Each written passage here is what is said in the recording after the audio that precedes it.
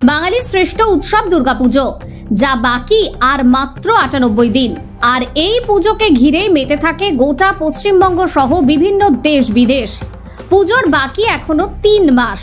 এরই মাঝে পুজোর প্রস্তুতি শুরু হয়ে গিয়েছে পশ্চিমবঙ্গের নদিয়া জেলার রানাঘাট কামালপুর এলাকায়। তৈরি হচ্ছে সবচেয়ে উচ্চতম ফাইবারের দুর্গা প্রতিমা। জানা যায় 3 মাস আগে থেকে কাজ শুরু হয়েছে।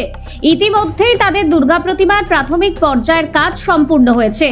এরপরই শুরু হবে ফাইবার দিয়ে কাজ। জানা যায় তাদের শুধু প্রতিমার উচ্চতা 111 ফুট। ঠাকুরের সম্পূর্ণ রূপদান করলে কিছুটা হলেও আরো বাড়বে বলে জানান মৃৎশিল্পীরা। তবে এত বড় প্রতিমা তৈরি করতে এলাকারই প্রায় 2 বিঘা জমির ওপর বাঁশের প্যান্ডেল তৈরি করে সুদক্ষ মৃৎশিল্পী দিয়ে প্রায় 10 জন শিল্পীর ছোঁয়ায় তৈরি হতে চলেছে বাংলার সবচেয়ে উচ্চতম দুর্গা প্রতিমা।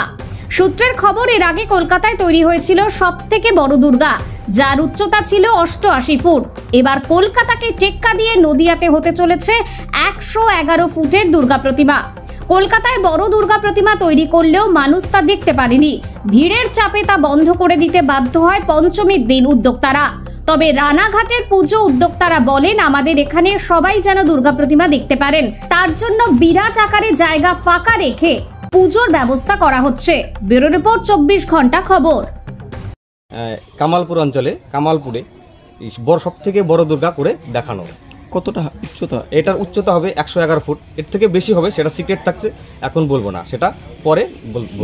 কি দিয়ে তৈরি করছেন আপনারা? এই ম্যাটেরিয়াল হচ্ছে প্রথমে বাঁশ দিয়ে স্ট্রাকচার করা হয়েছে, তারপর খড়, মাটি, ধানের চিটে এগুলো মাখিয়ে আমরা মাটির কাজটা করেছি।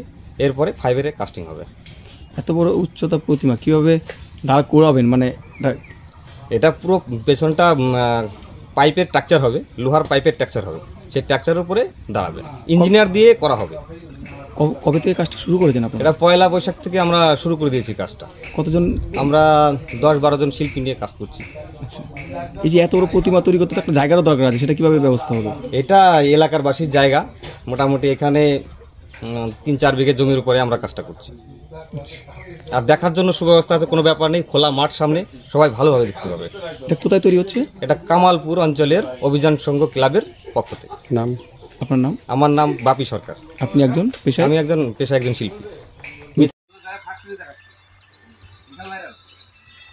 মোটামুটি সারা বিশ্ব দেখবে, সারা বিশ্বের লোক দেখবে, দেশ বাংলাদেশ সব দেশ দেখবে নেবে।